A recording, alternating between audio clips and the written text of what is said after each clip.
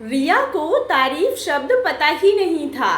घर के सारे काम वह एकदम सही सही करती थी। खाना बहुत स्वादिष्ट बनाती थी।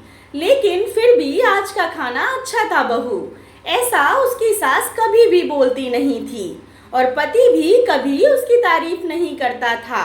उसका बनाया हुआ खाना चुपचाप खाकर पति और सास चले जाते थे।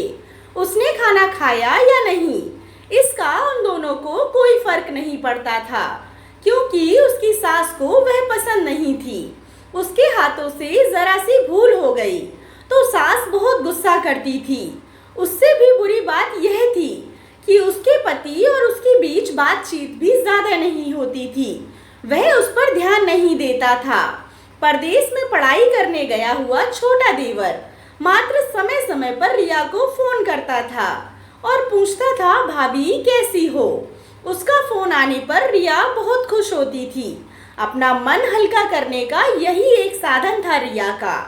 कुछ ही दिनों में देवर की पढ़ाई खत्म हो गई और वह घर आया। थोड़े समय के भीतर उसे एक अच्छी नौकरी भी मिल गई।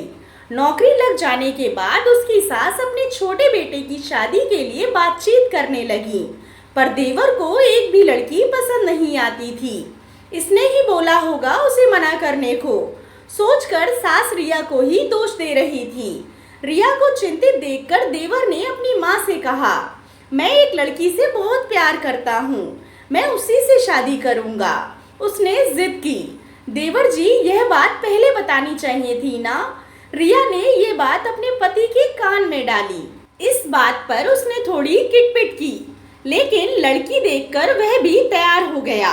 सवाल बचा सास का, अपने छोटे बेटे का मन कैसे दुखाएंगी वह। बाद में उनकी भी हाँ हो गई। रिया को लगा एक अच्छी सहेली आ जाएगी अब साथ देने के लिए, दिल के राज बताने के लिए। पर कैसी होगी छोटी देवरानी, रस बस जाएगी हमारे साथ और इस घर में, या वह एक अलग दुनिया बसाने पर जोर देगी देवर जी को। इस विचार से थोड़ा टेंशन में आ गई रिया। कुछ दिनों बाद रिया की छोटी देवरानी चौखट लांघकर घर में आई। देवरानी ने घर में आते ही सारे घर की जिम्मेदारी अपने हाथों में ले ली। अब सास ने अपनी छोटी बहू की ज्यादा ही तारीफ करना शुरू कर दिया। उसे माँ जैसा प्यार करने लगी। यह देखकर रिया की आंखों में आंसू आ जाते। वो सोचती, मैं भी तो यही काम करती थी, फिर मेरे साथ ही क्यों ऐसा बर्ताव। अब थोड़े दिनों बाद छोटी देवरानी पूरे घर पर राज करेंगी और फिर मेरी जगह वहां कोने में होगी। अपने ही विचारों में खो गई रिया। रिया के भाव समझने पर छोटी देवरानी रिया का हाथ अपने हाथ में लेकर बोली, दीदी मुझे सब पता है, मुझे अपनी छोटी बहन समझिए, देखना बहुत जल्दी सब ठीक हो जाएगा। छोटी देवरानी ने पूरे घर की जिम्मेदारी तो ले ली, लेकिन कामों में कुछ न कुछ बार बार भूल करती थी। फिर देवरानी रिया के पास जाती और मदद मांगती थी। ऐसा रोज ही होने लगा। यह देखकर सास गुस्सा हो गई कि मेरे रहते हुए छोटी बहू बड़ी बहू को क्यों पूछती रहती है। फिर सास भी रसोई घर में आकर चार काम शुरू करने लगी। धीरे धीरे वह छोटी बहू के साथ साथ अनजाने में बड़ी बहू से भी प्यार से बर्ताव करने लगी। प्यार से बोलने लगी, नई चीजें दोनों को सिखाने लगी, भूल समझकर समझाने लगी। अब सास और दोनों बहुओं में अच्छी दोस्ती होने लगी। इस वजह से बड़ी बहू का स्वभाव भी अच्छा होने लगा। उसके स्वभाव में खुलापन आ गया। सास भी दोनों के साथ कभी शॉपिंग तो कभी फिल्म देखने जाने लगी। वो अपनी दोनों बहुओं को समान प्यार करने लगी थी। इस वजह से घर का माहौल हंसता खेलता हो गया। इसके अलावा अपने भाई और उसकी पत्नी की बॉन्डिंग देखकर रिया का पति भी उसके साथ अच्छा व्यवहार करने लगा।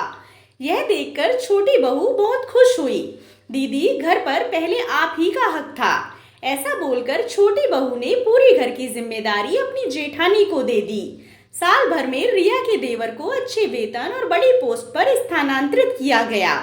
अब छोटी देवरानी भी अपने पति के साथ परदेश जाएगी और मैं फिर अकेले रह जाऊंगी। इतना ही नहीं, इतने सालों बाद सास का व्यवहार जो इतने सालों बाद बदल गया था, वह फिर से वैसा हो गया तो इस विचार से रिया डर गई। देवरानी की रिया को इतनी आदत हो गई थी कि उसके बिना घर काटने को दौड़ेगा। देवरानी के आ जाने से घर का माहौल बदल गया था।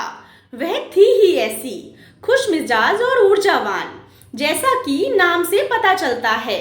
यहाँ देवरानी की हालत भी कुछ अलग नहीं थी। उसे दुख हुआ कि यदि यहाँ रहना पड़ा तो उसे अपने पति से दूर रहना पड़ेगा। देवर के जाने की वजह से रिया भी सोच में पड़ गई। अंत में उसने देवरानी से पूछा तो देवरानी ने जवाब दिया कि दीदी, मैं सारा दिन नई जगह पर अकेले रहूंगी, उससे अच्छा मैं यहीं रहूं।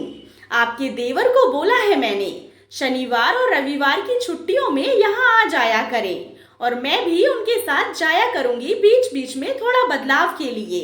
तो उन्होंने कहा कि 6 महीनों में वापस यहीं बदली करा लूंगा मैं।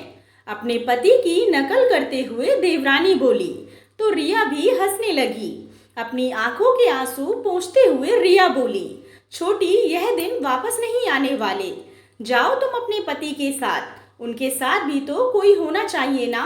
दीदी, आपने मुझे बड़ी बहन का प्यार दिया, वैसे ही भैया के रूप में एक बड़ा भाई मिला। यह भरा हुआ संसार छोड़कर मैं कैसे जाऊं? वहां अकेले मन नहीं लगेगा। 6 महीने का ही तो सवाल है, वह आते रहेंगे यहाँ पर। यह सुनकर रिया ने अपनी देवरानी को खुश होकर गले लगाया। तभी देवरानी रिया से बोली, अपने पति के साथ एक अलग जीवन बनाने में समय नहीं लगता।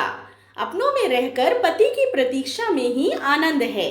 दोस्तों, समझदारी और प्यार से किसी को भी बदला जा सकता है।